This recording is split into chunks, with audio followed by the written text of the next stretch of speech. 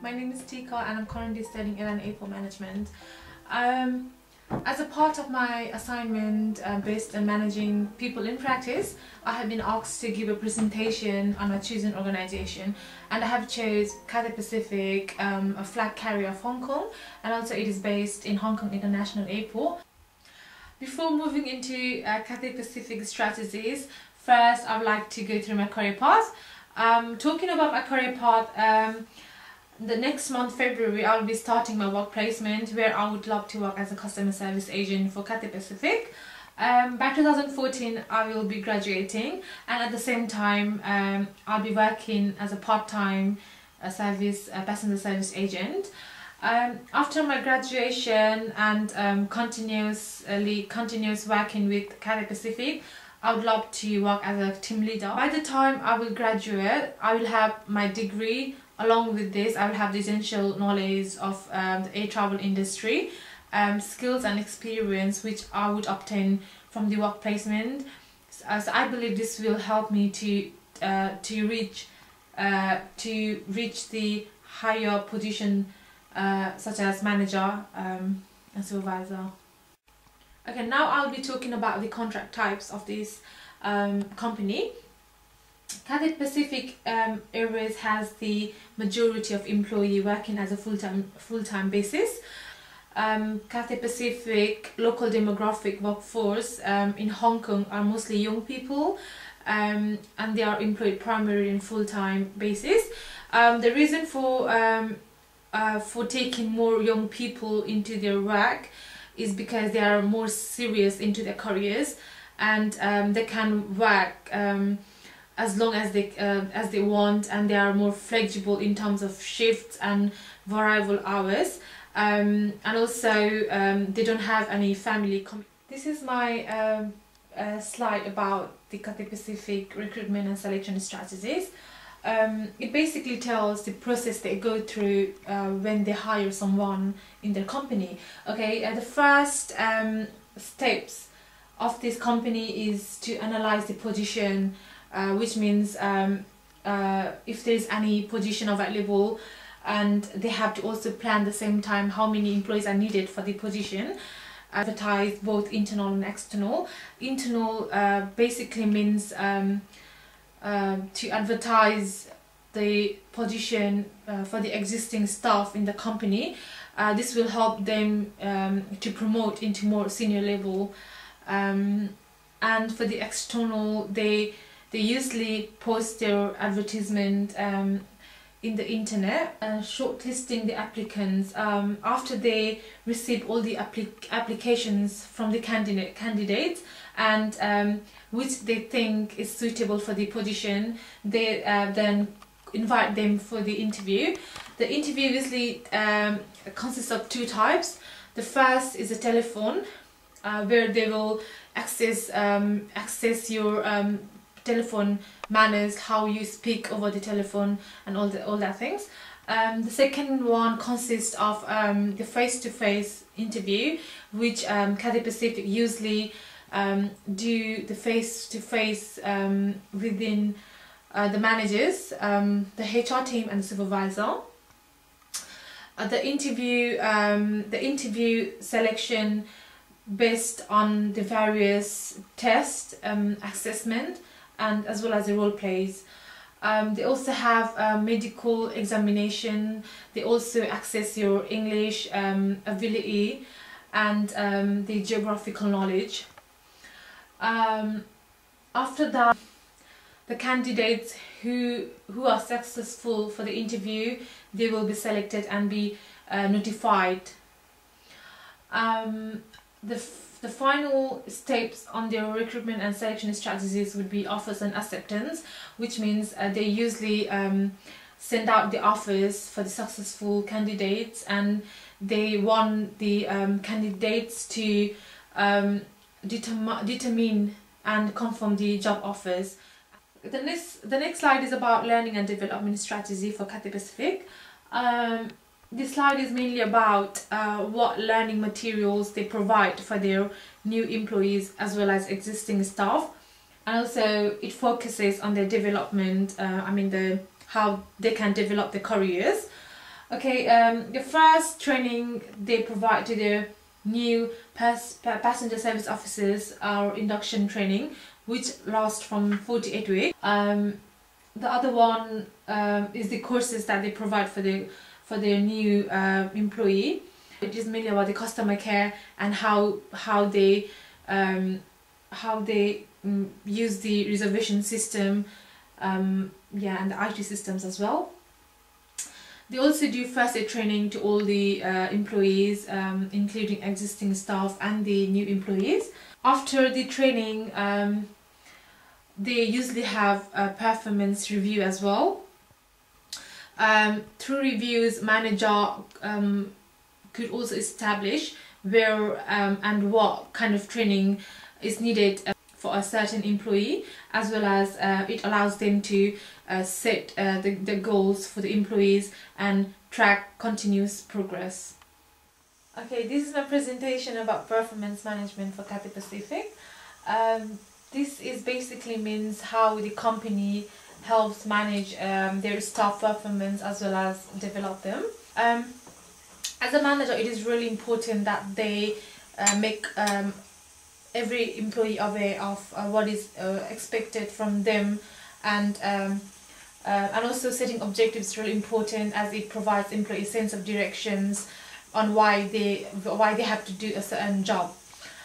Without knowing the objectives of the company would not know what has to be done, and hence the failure of the company. The next step is to then plan performance by setting out individual objectives, and also making them aware of what they are expected to do in order to achieve the objectives. In the planning performance, it is really important to provide all the support. For example, coaching them, providing them continuous feedbacks, and training is really important. It is also important that as a manager, they should not forget that the goal setting involves specific, measurable, achievable, realistic, and time targeted, which is obviously setting smart goals. The reviewing and appraising performance is really important in order for them to see if they are progressing, or to see what areas they need for the improvement. And at the final, it is really important to recognize what has been achieved, and they can help employee to develop their performance. It is also really important for manager to provide to reward employee, so that it helps them to build their motivation and finally improve their performance as well. Okay, the next presentation is about change management strategy. What it basically means about how the company manages change. For example, if there's any changes in IT, for example, check-in system, they have to make sure the employee knows about it in advance. Okay, as you can see, there are different steps of change management. It is important for the manager to make employee aware of why the change is being happening and how they will deal with the change. It is also important for the manager to understand the problems and the needs of making the changes. The manager has to make sure that the information of changes is clearly passed onto the team members and every employee who is working in the organization. About the managing change, it defines change management strategy and what support the manager, as a manager, they can provide to their employees. Change needs to be understood and managed in a way that people can cope effectively with it. As a manager, it is important that they also provide emotional support, showing empathy and being considerate to the employee. Regular training, coaching to employees and feedbacks is really important as a part of managing change. And at the last, reinforcing change is the basically process where the manager has to monitor the the performance of the employees going through the changes, and recognizing their hard work through reward will help make employee feel appreciated. Okay, this is my presentation on HR policy strategy. I have listed all of the policies that Cathay Pacific they have on the organization and for the employees. HR policies and procedures are essential for the organization to both comply with employment legislation, as well as the policies allow employee to understand what is expected of them during employment, and also it helps a manager to establish boundaries for the employee. Information on HR policies and procedures needs to be both legally accurate and easy to understand by all managers of the teams and employees. Okay, the final presentation is about the exit strategy. This strategy is basically means going through the process when someone decides to leave the company. When employee terminates or resigns, the first step is that they have to submit their resignation letter within their set notice period. I think as the setting the notice period is really important for the employee and the employer itself, because if the employee decides to leave, the employer can then ask employee to work within that notice period and use that time to find a replacement for that position.